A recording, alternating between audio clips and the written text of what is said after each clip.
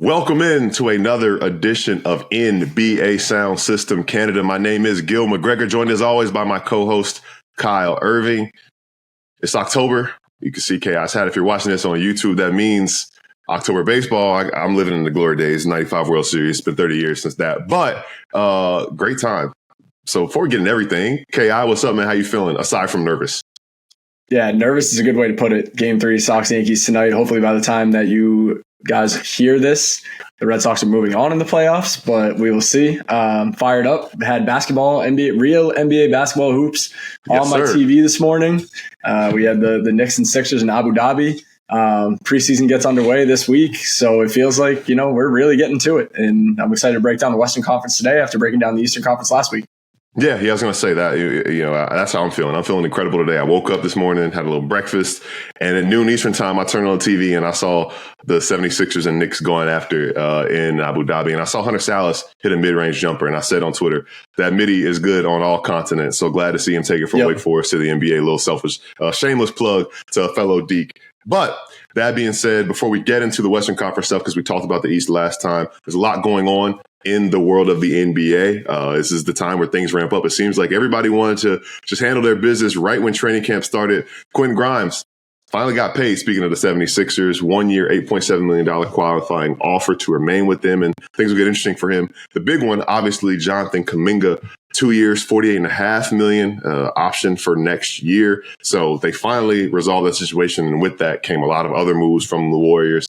Sad to see Al Horford wearing a Warriors uniform. I'm sure you are anyway, a lot of Celtics fans. But they saw him win a banner there, so I'm sure that kind of softens the blow a little bit. But they also picked up Seth Curry, who will have to get cut for money reasons but come back. But the Splash Brothers, the literal Splash Brothers, will be together. D'Anthony Melton out there and Gary Payton II back in Golden State as well. So I guess that's the big news right now. What have you made of all of these transactions that have happened? I guess the big thing is finally.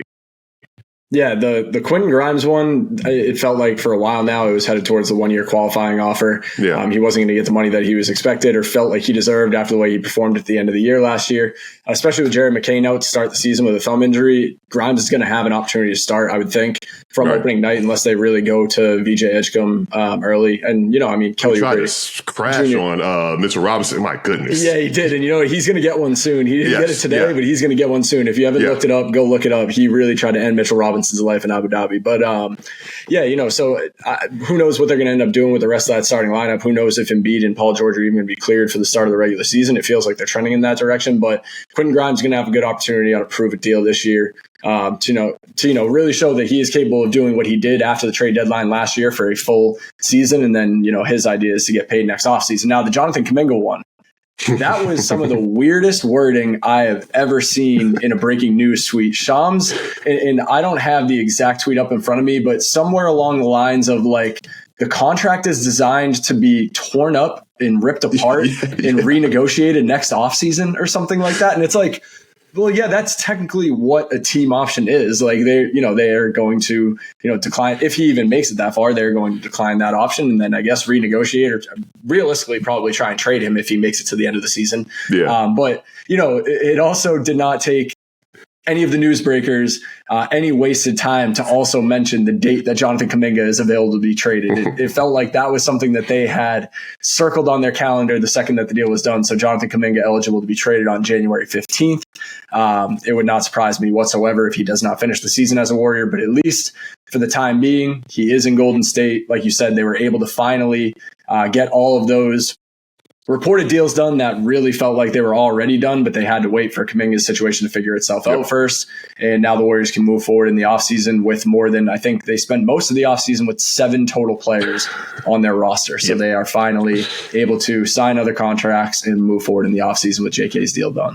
Yeah, to reference what you were saying, the deal has a team option designed for the contract to be ripped up and renegotiated next. So you basically said it verbatim, what Sham said in that tweet back then. But yeah, to your point, it's just a kind of an interesting situation. I think the way I read, and you see a lot of contract stuff, but I think if he does get moved, that team's not going to have his bird rights. So like that's kind of a weird wrinkle, contract stuff that's happening there. But it's one of those things where he's too talented to not have NBA home, and he's too talented to not get paid at least what he and his representation feel like he's worth. I continue to cite the example of dude was just not in the rotation in the playoffs. Steph Curry gets hurt and he comes off, off the street, but he comes off the bench cold and averages 24 and a half for the remainder of the series in the playoffs. Like, dude is super talented.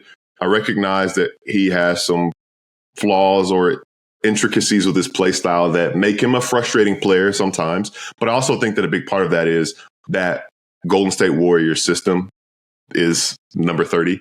And if you can't fully adhere or align to that system, then things are going to be difficult for you. I know it's a different scale, a different level player, but I don't know if you ever saw that clip of Eric Pascal talking about the time when he was in Golden State and he was on the team that year where everybody got hurt and he was able to rock out a little bit. And then when it was time to get back into like that role, it's hard to do. And it's not for everybody. And I think we've seen that kind of with the Warriors try to construct a team and even trying to construct a team around Steph Curry in year 17, which is nuts, by the way. And we'll talk more about the Warriors in a little bit. But specific to Jonathan Kuminga, I do think that like he's going to have moments. He's going to have big scoring nights. I'm sure that there'll be times where their older guys maybe need to sit out and they just aren't able to go. And he's going to have big performances. And I think that all it takes is a team having a disgruntled star or a situation where the Warriors see something that they can want and they have that trade chip and the talented guy who Kuminga can be traded example. So I'm sure we'll see down the line Jonathan Kuminga wearing a different uniform by the end of the year or at the end of this season when his contract gets ripped up, as they said. So that being said, outside the NBA, before we talk about the Western Conference,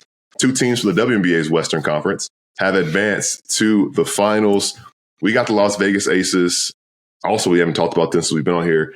4-time MVP A'ja Wilson and the Las Vegas Aces taking on Alyssa Thomas, Satu Sabally, Kalia Copper, and the Phoenix Mercury. But before we talk about the final series itself, round of applause for the Indiana Fever. I'll take a bow. Yes, thank you. I have never seen anything like that in sports, genuinely. Caitlin Clark goes down for the year. Sydney Colson goes down for the year. Sophie Cunningham goes down for the year. Chloe Bibby goes down for the year. Like they had all these players they brought in on like injury hardship contracts go down for the year. They push the Aces to 5 games. Kelsey Mitchell get well soon. Leaves Rabdo. And she's like cramping up and all of that and like had severe cramps and dehydration issues. And they still pushed the game to overtime. Aaliyah Boston fouls out and they still had chances at the end of that game. Tip of the cap to Odyssey Sims, Lexi Hull. Like I remember I tweeted, they showed their team picture because, WNBA roster limits, 11, 12 players. They had 16 players in their team photo. We'll never see anything like that ever again. So, that was a great story. I didn't necessarily expect them to make it as far as they did, even getting out of the first round, but to push the second round to the brink. But A'ja Wilson and Jackie Young and Chelsea Gray made plays when needed to be played. But the playoffs have been awesome so far in the W.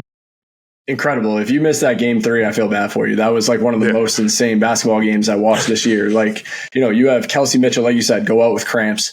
But I thought it was over in the moment. In the moment, it was like that it was a non-contact. It looked like a non-contact injury, right. And that's an MVP candidate. And then shortly after that, Aaliyah Boston picks up another foul, and then the Aces quickly stretch it to I think it was 10 points or 12 points or something like that. And you're like, oh, all right, this is over. And then, like you said, Odyssey Sims, she was cut by 2 teams this year. Like all of a sudden, she starts going crazy, kind of to keep them in it, and it just felt like it was just next man up. Like there was an out of body experience for the Indiana Fever and anybody that stepped on the floor for them being able to, continue to compete with, the Aces who still had everybody. They were at full strength at that point. And I want to give a shout out to Jackie Young. I could not believe when I saw it after the game. She had over 30 points, over 10 assists, 0 turnovers in a game like that was that chaotic. Yep. And, just that up and down. And there was just so much going on. Obviously, A'ja stepped up the way that she always does. But it was cool to also see that Chelsea Gray was the one that was hitting big shots in overtime. Jewel Lloyd was hitting big shots in overtime. Yeah. And that's the type of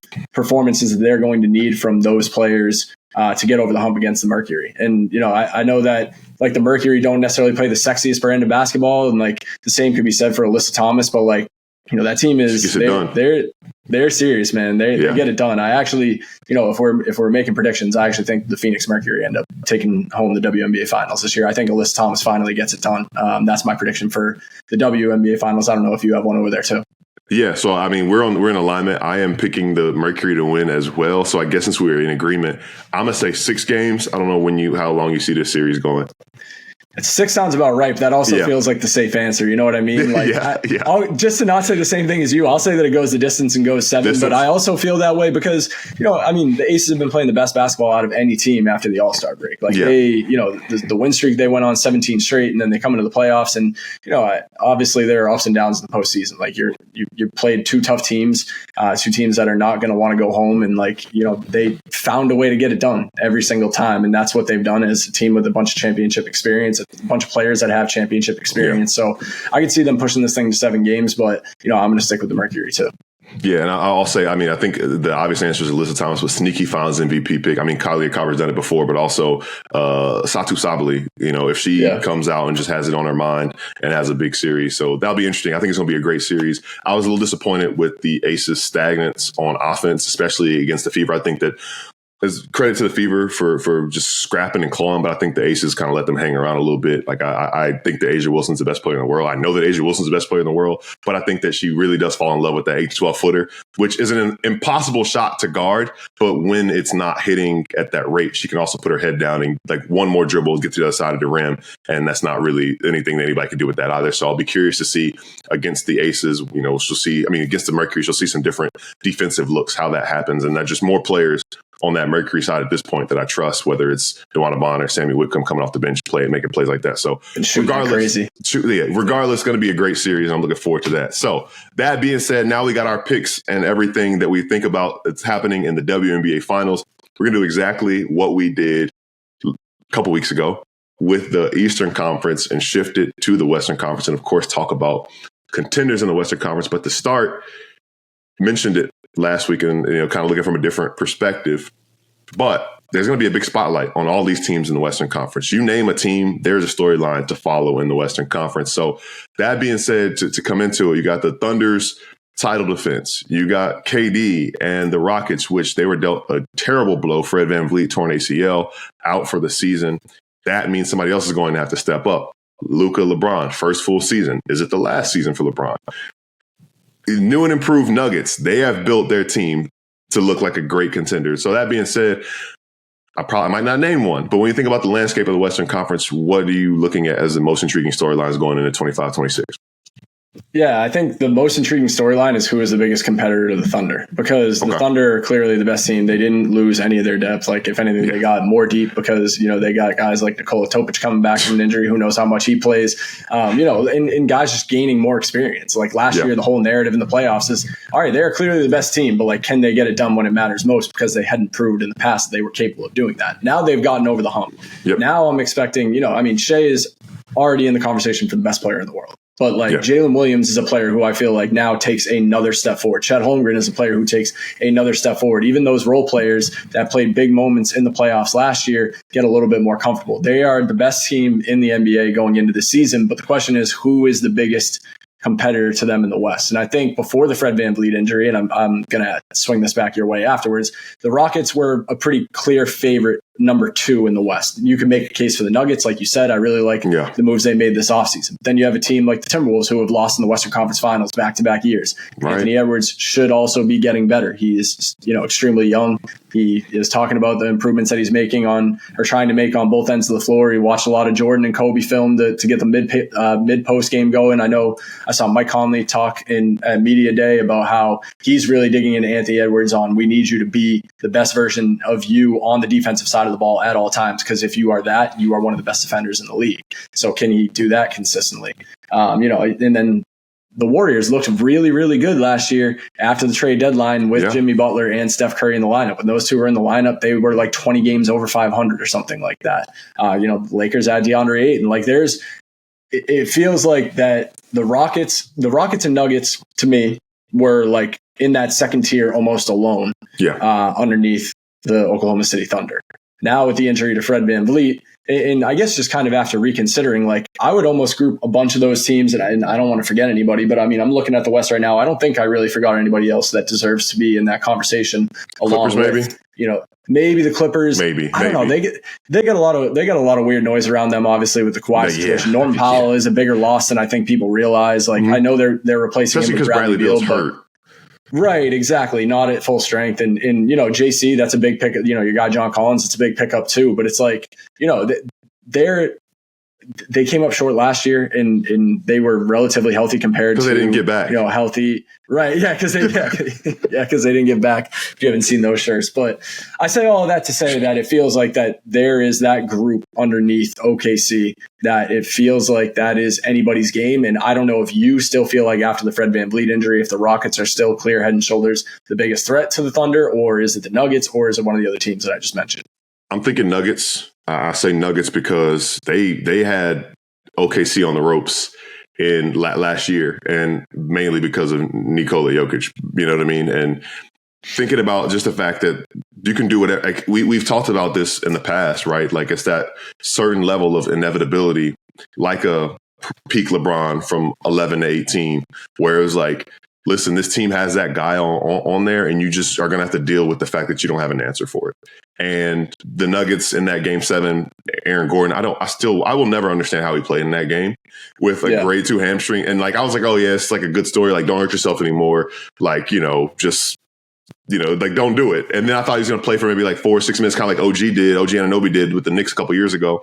But he played that entire game, and, he played as long as he could, right? And was actually impactful until the game wasn't close. But, to bring in Tim Hardaway Jr., a guy like that, to bring in Cam Johnson, to bring back Bruce Brown, who had some interesting comments about Toronto, by the way. But to bring those guys back, I think this team is just way more well-rounded, and, respect due to Curious Mike, but that could be some addition by subtraction there as well. So I think that the Nuggets are kind of, especially now with that injury, I think that they're kind of on their own, just because nobody has an answer for Nikola Jokic, and that's okay. The Thunder figured it out without having an answer for him, but at the same time, like, it's kind of like one of those things where they're always going to have a shot as I look at the Nuggets. When I think about the Rockets, though, and I will swing it back when we talk about that storyline, I think people, because of the timing of it, aren't necessarily thinking about how massive of a deal that Fred VanVleet situation is. Like, it didn't happen, 10, 20 games into the year. Here you are coming in, and maybe this does help them. Obviously, if anybody's going to come back from that, it's Fred VanVleet, the guy, the undrafted guy who said, bet on yourself. That being said, in the meantime, this is going to be a big moment for Amen Thompson, or is it going to be a big moment for Reed Shepherd to take on these point guard duties? Are we going to see more Point Şengün, taking some of the accountability and running this offense? Because last year, the big issue with them was their offense. They have a guy. Kevin Durant is the guy who will be the go-to guy in the offense, but setting the table will be very important for a young team. And I'm really curious how Ime Udoka and that team figures it out with this massive problem they have to solve.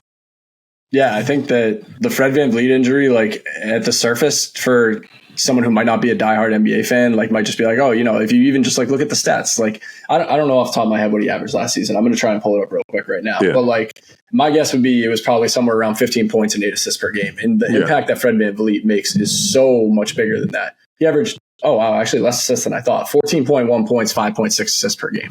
His impact goes far more than the stats that I just said. And on top of that, like you said, like right now, Amen Thompson is probably their opening night starting point guard. He looked incredible, especially in the second half of last season where he really started to get comfortable. And he looks incredible even as a playmaker, as someone that could catch the ball on the wing, drive to the basket, make that initial read, find an open guy when the defense collapsed on him. It is a completely different ballgame when you are the guy bringing up the ball, initiating offense versus catching it in the slot and making a cut, or attacking the rim. So that is going to be an entirely new kind of thing that he's going to have to deal with at the start of the season, in addition to the growth that I already thought he was going to make this year. I think he's capable of doing it, but it's a lot of pressure on a young player on a team that has, basically championship or bust expectations this year. Right. And Ime Udoka, like you said, he talked about it at Media Day. It's going to be, a committee that replaces Fred VanVleet. Reed Shepherd, now someone that barely even played last year, even though he was a top 3 pick, is going to step into a much bigger role this year. Is he ready for that? Is he not? We're going to find out real quick. Super talented player, but didn't get a lot of burn last year to kind of work through or iron out some of the mistakes that he's going to have to play through this year. Obviously, Kevin Durant, we know, is capable of, initiating offense, bringing the ball up, all those things. I think we're going to see a lot of that actually at the start of the season. Even if Amen Thompson is, the de facto listed point guard, it would not surprise me if more often than not, Kevin Durant is the player that's bringing the ball up. Now, the other thing that's interesting is what do they do with the rest of their starting lineup now? Because Amen Thompson was, kind of the 2-3, depending on if it's Jabari Smith, depending on if it's Tari Eason. But regardless, like they're putting a big lineup on the floor. The Rockets had depth at every position besides guard and specifically point guard. Aaron Holiday is another player that's going to have to step into some minutes. Yeah, he's, a solid, reliable bench player, but, is he capable of stepping into bigger minutes like that? So the Rockets went from being a team that everybody was so sure of, after last year and the leap they made, making an even bigger leap after adding Kevin Durant this year. But now they have a lot of question marks that I am very curious to see how they kind of work through those kinks and how they distribute ball handling duties and which players step up, in a bigger opportunity. I'm rooting for Reed Sheppard. I think he would be a great player to, really kind of take a step forward, be like, hey, I did all this in the G League last year. I'm capable of doing this on the NBA stage too. Amen Thompson, it's going to be really interesting to see, how he grows as a ball handler, how he grows as a playmaker. And he's going to have the ball in his hands a lot to start the season. But, I feel like this is a team that went from, all right, we're going to hit the ground running from day one as one of the toughest, baddest, teams in the NBA, toughest teams to beat, no, not the Heat, the Houston Rockets. But, I feel like they are now going to have this feel it out process at the beginning of the year of really figuring out, okay, how are we going to run offense? How are we going to handle this void at point guard? And that's the type of, void that Fred VanVleet leaves behind.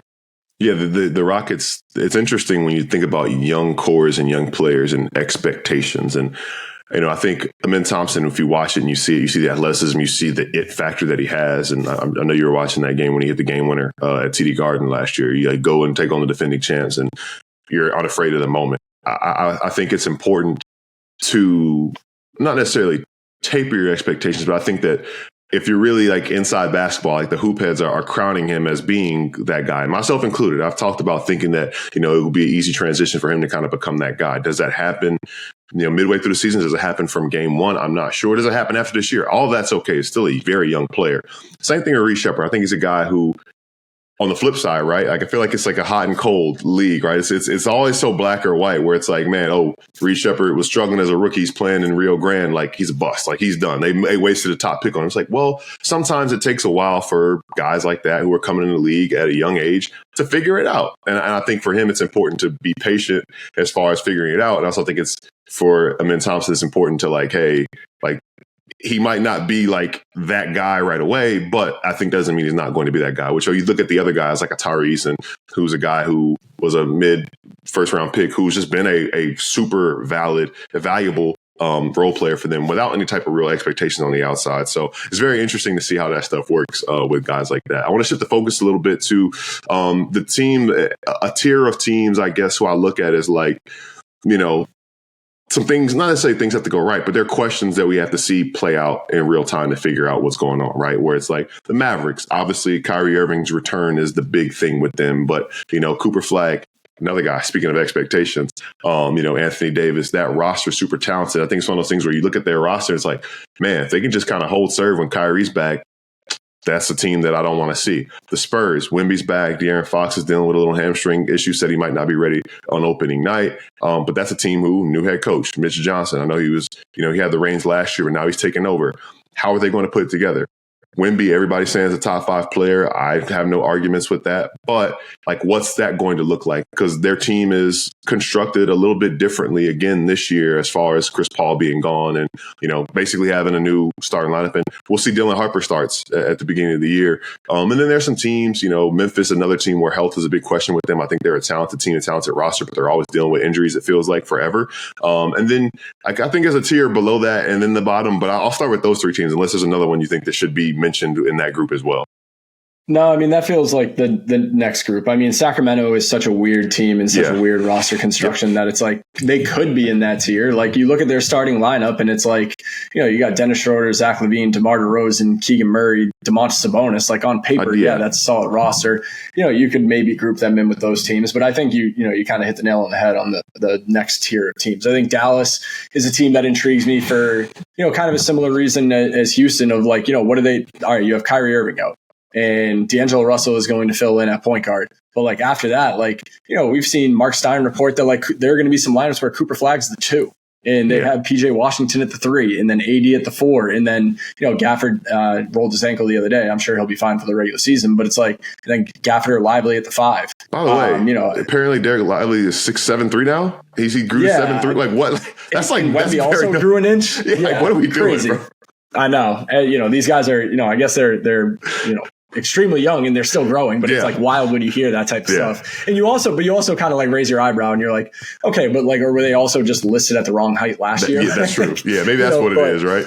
But either way, so it's like, all right, if I were to take my stab at the opening night starting lineup for the Mavs, it's D'Angelo Russell, Klay Thompson, Cooper Flagg at the 3. I would go Anthony Davis at the 4, and I would go Derek Lively at the 5. But then you leave out PJ Washington, who's been like one of their most consistent players since they acquired him at the trade deadline 2 years ago. So, they're going to have to figure some stuff out with the roster. I know Cooper Flagg, he's dubbed as a generational talent, and I think that he can get to that level, but it's like, is there a point where maybe they're like, we're better off with PJ Washington in the starting lineup and Cooper Flagg coming off the bench? Like, I wouldn't say that anything is off the table. Yeah. And I also think Jason Kidd has earned himself a long enough leash that, the ownership and front office is going to give him a little bit of flexibility to, kind of move pieces around as he sees fit until Kyrie Irving does come back. But that's a lot of talent on that one roster that we're talking about right now. Like, that's a solid team that, like you said, if any of those other teams in that tier above that we were just talking about saw them fully healthy with Kyrie and AD in the first round of the playoffs, that could be an upset. So I like Dallas a lot. I actually, I think I said this to you before offline. I don't know if I've said it on here. When I went back home and I had some free play in my DraftKings account, I threw some money on Dallas to win the West just because if at fully healthy, like, why not? They had pretty good odds. It's like they're an interesting team like that. Like if Anthony Davis is healthy, we've seen that he can be a top 5 player in the league, top 10 player in the league. But when you look at the other teams that you're talking about, Memphis, like, dealt a tough hand already. Jaren Jackson Jr. hurt to start the season. Zach Edey hurt to start the season. Brandon Clark hurt to start the season. Like their opening night starting center is probably going to be Jock Landale. Like that is not exactly how they drew it up. Right. Coming off of multiple seasons where it feels like Ja has been in and out of the lineup, and so I'm almost writing Memphis off as a team that made the play-in tournament last year, misses the playoffs this year. I don't know if there's any other teams when you're looking at the standings that made the play-in last year or made the playoffs last year that you also feel like you're going to work their way out. Because, if San Antonio's coming up and they're going to slide in, someone else has got to go out. If it's, maybe that's Memphis.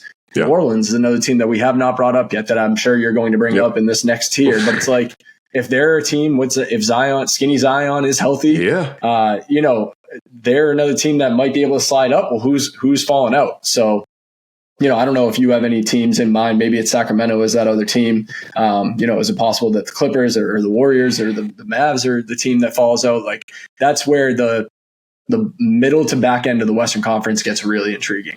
Yeah, I think the big thing with that, and this can probably be said about any season, but it really feels like it holds true this year where it's like, man, you better not lose like 6 out of 10 or something like that, where like you just lose so much ground. I could see it in a sense where I'm looking at last year's standings, right? And Memphis was 8th at 48-34, which is crazy. They were able to win 48 games last year, by the way. Like it doesn't get talked about a lot. And I think their injury misfortune doesn't get talked about as much as it would or as it does with other teams. But then the drop off from between 8 and 9, Sacramento 140, Dallas 139 for injury reasons. That was something we'll throw out. But yeah, like I think about like that and following out. I think the Kings, I'm never really high on them. I think they have talent. I think that, it's kind of one of those things where it's like, hey, I like spaghetti, I like ice cream, but I don't like ice cream in my spaghetti.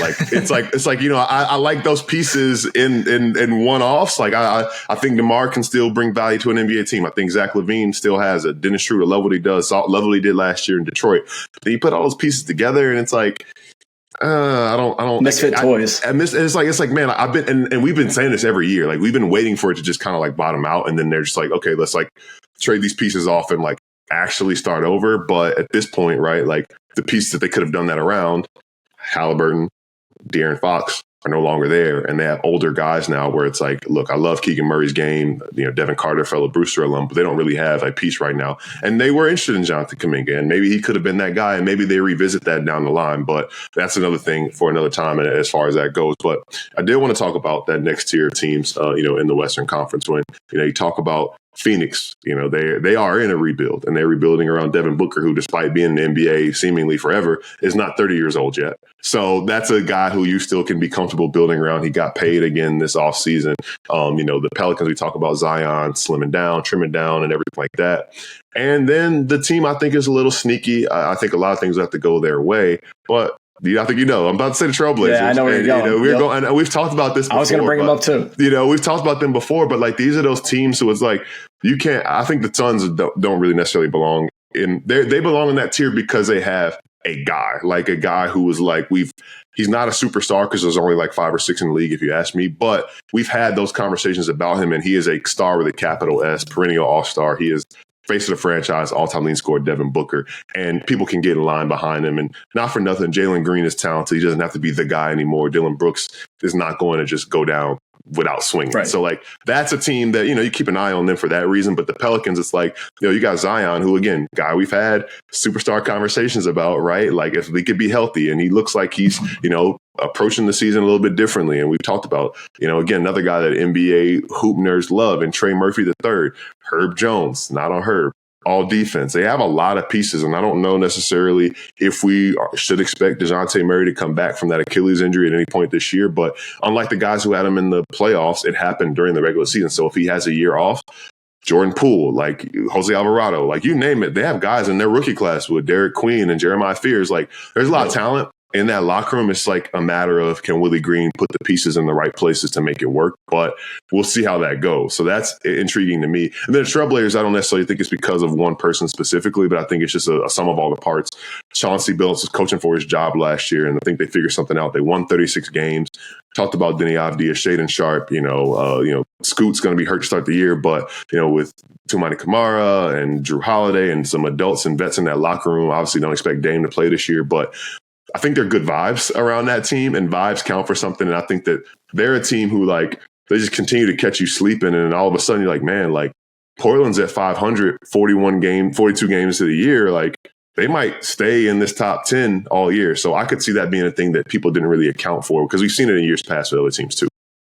Yeah, I want to go back to the Pelicans real quick, and I am going to swing it back to you. But, are you buying skinny Zion? And to put you on the spot a little bit, just, give me a number of games that Zion Williamson plays this year.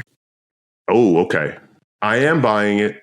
I have my one question is, and I had a friend, shout out to our guy Pat, text me. He's like, a big part of Zion, though, is his physique allowed him to be a dominating factor and a dominating force. Yeah. So how much of that did he, I guess, sacrifice to transform his body? I guess we'll see. But the athleticism and the bounce looks like it's still there, and that also separates him from everybody else.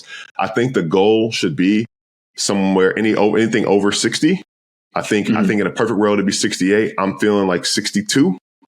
This year, because if taking strain off his body and those soft tissue injuries, because it was a hamstring in the play-in tournament a couple years ago, and all of those things that happen like that. So if we can limit that, and it's just maintenance stuff, so 62 feels like, and I feel like if you look at his years, he's usually he's had 1 year with a lot of games and 1 year without, 1 year with a lot, 1 year without. So based on that, he missed a lot of games last year. I'm gonna say 62, and I'm saying that I'm buying it for now, but if new information becomes available, I might be out and tell him, you'll pick up some gumbo. Well, all right, that's fair. If he plays 62, I think that's a play-in team. That's a team that can, compete and make the play in and potentially the playoffs.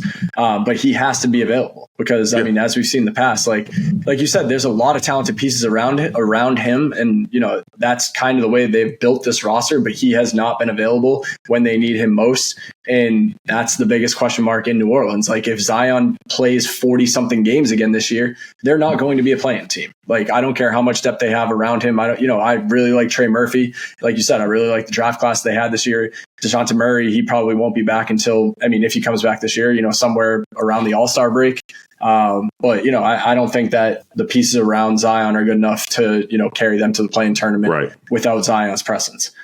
Portland is a team that excites me. They were one of the best defenses in the NBA in the second half of the season last year, when probably nobody was watching them. Denny Avdia is a player who was a really, really highly touted draft prospect.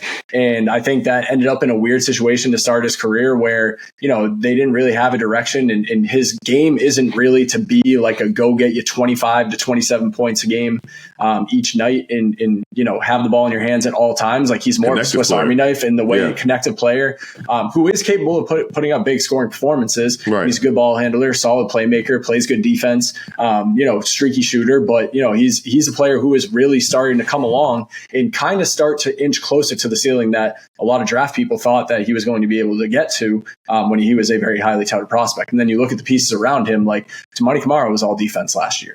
Donovan Clingan is stepping into a bigger role, and that they felt comfortable moving on from DeAndre Ayton because they had Donovan Clingan, in waiting. Drew Holiday, veteran presence. And Jan Hansen, who, hey, you know what? It sounds like they actually plan on using him this year, which is interesting too. So, that's another intriguing player they have. And then Drew Holiday, like you said, him and Damian Lillard, like that veteran presence. But Drew still has something left in the tank as a defender as well. Yep. Jeremy Grant, he's someone that, is he going to start? Is he going to come off the bench? I don't really know where he fits in on this roster, but, he can still bring something to the table. Yeah, he can still bring something to the table. And then, obviously the Scoot Henderson injury really sucks that, he's starting off the year on the sidelines, because this was going to be another big year for his development. But, they have other guys that are ready to step up. Drew can play the one, Shaedon Sharpe is someone that continues to get better every year. So they are my sleeper team in the Western Conference this year, where, obviously there's always going to be a lot of attention on the Spurs because of Wemby. There's always going to be attention on the Pelicans because of Zion. Like you said, the Suns have Devin Booker, so that gives them a star that kind of has people gravitate towards them. But I feel like Portland is kind of like, the lunch pail team that is just going to, put their work in behind the scenes. They probably, I don't know off the top of my head, they probably have 2, maybe even 1 nationally televised game this year. Like, you're not going to see them on national TV a lot, but if you're looking for a team to watch on League Pass, they're not even going to be the sexiest team to watch on League Pass. But if you're someone that really enjoys good defense and team basketball, like that should be what Portland's about this year. So they are, in my opinion, a big time sleeper team. I could see Portland sneaky having a better record than teams like Sacramento and Memphis this season. And I know that the Vegas projections don't necessarily agree with that, but I feel like they are a team that can kind of take that next step into coming into form the way that they left off the season last year. So out of that group, I like San Antonio, obviously, like most people should and would, to take a step forward as being a team that, kind of makes the play-in tournament and shows that they're a little bit more serious as a contender down the line this season. I think Portland is also in that group. The Pelicans, got to see it. You got to prove it to me first that Zion's going to be available for me to put them in that group. But, if I don't think anybody would disagree with, if we're looking at 2 teams that fall out of that play-in range from last year, it's probably Memphis and Sacramento. Yeah, and I think, again, Memphis, not for a lack of talent, but just for lack of fortune, right? Where it's just like, man, everybody's hurt. Everybody that we count on them. And they're one of the teams where everything kind of has to go right anyway. And they're starting off the season, like you said. By the way, I went and looked, and my count might have been off, but I think it looks like Portland 8 national TV games this year. So I saw a lot of Amazon Prime, NBC, Peacock there. So maybe the powers that be are buying in and believing in them as well. So there you go. Now, we've talked about 14 of 15 teams in the Western Conference, and how about that team out in Salt Lake City? I don't know what are we looking forward to with the Jazz. I will say this: it was one of the most memorable things I saw for Media Day to see the Kevin Love, Kyle Anderson, like the new guys are here, real with the Jazz, and Ace Bailey seems excited to be in Salt Lake City, and I don't know. I don't really know what to say about him, as you can see. But I guess my thing is kind of what we've been saying every year is kind of like, when are they going to be sellers? And how many of those guys that we see on that team are going to be there past the trade deadline, I guess. Say something nice about the Utah Jazz right now. Just give me anything nice about the Utah Jazz. Their new uniforms are solid, man. The new uniforms are nice. They went back. Nostalgia is in, man. They got the mountains back, baby. Let's go. You know what? Count it. Count it. That tracks. Yeah, that counts. The one thing that I will say nice about the Utah Jazz has nothing to do with the roster that they're putting together this year. And it's the fact that there's a really strong top of the 2026 NBA draft class this year with, Darren Peterson, AJ Diabonsa, Cameron Boozer. Hopefully that their lottery misfortune turns into fortune with one of those guys. I mean, hey, the blueprint's been there. Like, AJ Diabonsa was at Utah Prep, and now he's at BYU, and it almost feels like they are really doing their best to position him to end up on the Utah Jazz. Is it going to work out that way? It almost never works out that way when you're trying that hard to make the stars align. But they're a team that they're going to lose a lot of games. I think I said it on the pod last week, or maybe it was a couple weeks ago, but they are projected to. Their over-under win total projection is at 17.5 games. That is the lowest over-under projection since the process Sixers. And that team, I think, ended up winning, I don't even know what it was, like 14 games or something like that. Maybe 16 games. Sounds right. So it's not going to be pretty in Utah. They do have, I'm not just trying to, say something positive about them the way that it's force Gil to say something positive. They do have some intriguing pieces that, almost like you were saying about the Kings, like, are they going to contribute to winning in Utah? Probably not. But like, could they help other teams? Maybe. It's this year that Lauri Markkanen finally gets traded. Like, where do they stand with Walker Kessler after they didn't reach an extension going into the season, which was kind of a weird situation. Ace Bailey obviously seems to be a guy that they are really high on and plan on building around. But they have some decisions to make in the backcourt. Like, are they sticking with Isaiah Collier or is Keontae George their guy? It's going to be a weird starting lineup on opening Walter night. Clayton Jr. Walter Clayton Jr. is also in the mix there. Bryce Sensabaugh, they like him a lot. What he brings as a scorer and a shooter. There's going to be a lot of empty calorie stats in Utah this season, which makes for fun fantasy pickups, fun streamers, things like that, if you're into that stuff. But, for actual team basketball and producing wins, I'm not sure how far it's going to get them. Yeah, man. I will say this as you were talking through it, man. The script writers might be working overtime, though, when you think about the draft, because they either get, if things go their favor, they either get the guy who's been in Utah for the past couple years of his life, or they get a guy who was born in Salt Lake City, by the way. Kind of forget that Cameron Boozer's dad was an all-star with the Jazz. So that could also happen as well. But I know we're not really expecting them to make much noise.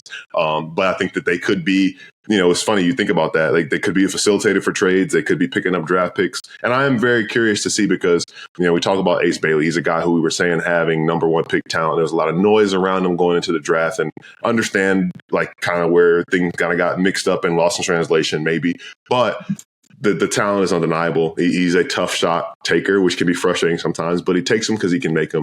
And we talk so much about Walter Clayton Jr., being a gamer, so what he did at Florida. I'm excited to see him kind of take that to the next level and see what he can do in the NBA. So if nothing else, like, I'm not going to seek out Jazz games on League Pass, so to speak. But if I see Ace Bailey's on a heater, I might flip it over there and see what's going on, see what he finishes with. So I'm at least excited for that. And like I said, the uniforms are nice. It looks sweet doing it. So there you go. I said it twice. And again, if we come back next year and they bring somebody with a Utah connection to that team, then we'll see that the script that, they missed out on Cooper Flag so they could get a Boozer on their team again. So we'll see how that goes.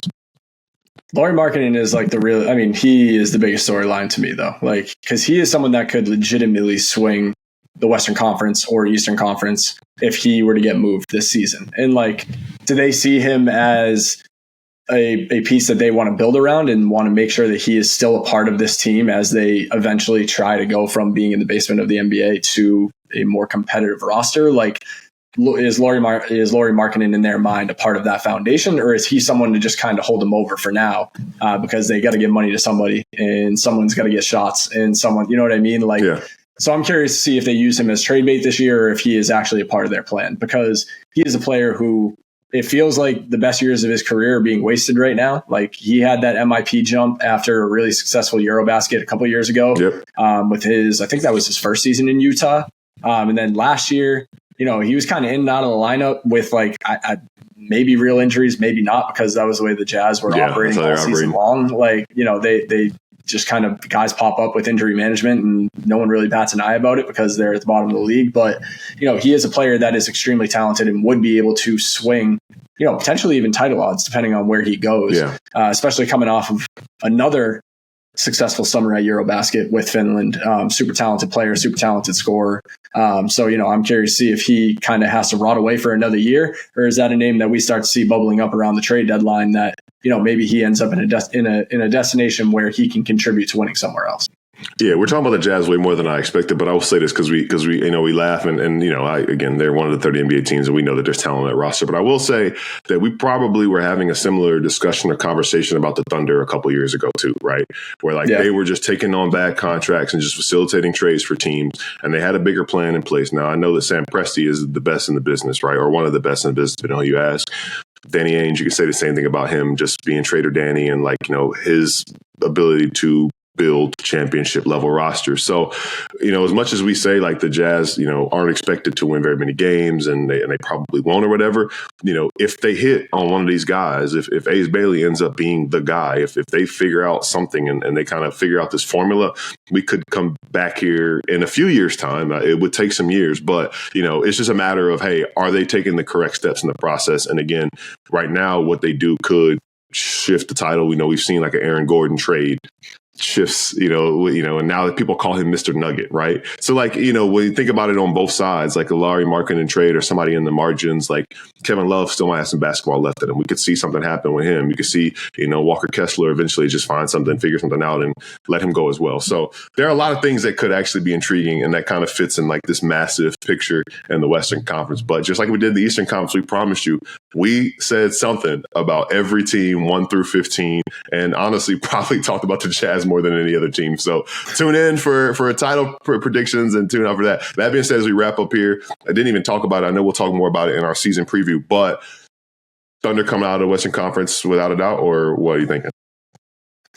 Man, I mean, it feels tough to pick against them. I think you said it at the top of the show. It's like, if not them, I really like Denver. I still really like Houston, but at the end of the day, like the Thunder are too talented, too deep. Knock on wood, obviously, but Shea been a super available superstar. I know we can't necessarily say the same for Chet or for J-Dub, especially with the wrist injury that he's got going on. But, I think that they even have the talent behind those guys to sustain that, short-term injuries, not long-term injuries, but even if it's short-term injuries where those guys have to, miss a couple games throughout the season, the Thunder still have guys that can step in and step up. So I got the Thunder coming out of the Western Conference too. Yeah, we're aligned as well. Like the reason I say that is because, we kind of talk about it and we've done it every year, right? When a team wins, you're like, oh, I just don't see another team beating them. We said it in 23, right. We said it last year. But the difference, I think, is what you cited already, right? Like last year, Chet Holmgren and Isaiah Hartenstein didn't even share the court until game 45, 50. Like you said, Jalen Williams tore his wrist up and played on it in the final. Like a lot of stuff went wrong. Like it wasn't like a fairy tale season for the Thunder last year, and they still won. So it's like, all right, well, things could get worse for them, but like it would be hard for them to have like worse luck than they did last year, because that's key players that were all in and out of the lineup last year, save for the guy. That just shows how important it is to have the guy and have a system around that guy. But that being said, until we see somebody else do it, I do think that Denver has the best chance to make it happen. And there's some sneaky teams. I do look at, Golden State similarly to that Rockets team. This is a weird analogy I'm about to make, but we're wrapping with this analogy. That Golden State team in 2018 that the Houston team that almost beat Golden State in 2018. And when you look at that roster, it's like, man, they play 8 guys and their center is 6'5". Like, how are they doing this? But it was like they were just built a certain way and everybody knew their role, and they probably all were getting like 100% efficiency from all of those guys. Well, the Warriors can do that. And, if you get everything you possibly can from Jimmy, Draymond, Steph, Al Horford, and spots, they finally have a center now, even if he's only playing 18, 20 minutes a game. That's a team who I think could be sneaky so long as things go their way, just because they have so much talent in that roster. So I think I would have them as like a dark horse type situation team as far as that goes in the Western Conference as well. I got the Timberwolves as a team that I think that, they've been there a couple of years in a row now. Like if they were to, exactly. Like, they've been there a couple of years in a row now. They've come up short in the Western Conference Finals 2 years in a row. And Anthony Edwards, I expect him to make another leap. There's a lot of continuity on that roster. They brought a lot of familiar faces back. Like, it's almost basically the same rotation and team that they had last year. So, that's a team that I think that people don't really talk about them a lot, even though they've been to back-to-back Western Conference Finals, but it's because they haven't been able to get over the hump. But, we used to say that about Denver too. We used to say that about Milwaukee. Like, people kind of, they'll doubt you until you get over the hump. And then it's kind of like, oh, maybe we should have been on them all along. So they're a team that I think that, just because of how talented Anthony Edwards is and can be, I think they're a team that, also has a solid opportunity to knock off OKC, if anyone else. Yeah, there you have it. So unlike in the Eastern Conference, there are several teams that it won't take me much convincing that they make it out of the Western Conference, which makes it all the more fun. And I'm super excited to dive into more of that as we get close to the season. I'm over the moon, man. We got NBA games this month. We got the WNBA Finals this month. And we'll be back here to talk through it all with you guys here on NBA Soundsystem Canada. As always, we appreciate each and every one of you who subscribe to us wherever you get your podcasts on YouTube, and follow us on Instagram NBA Soundsystem Canada is the handle everywhere you can find us. For Kyle Irving, my name is Gil McGregor. Enjoy the October baseball, especially for the Jays fans out there as well.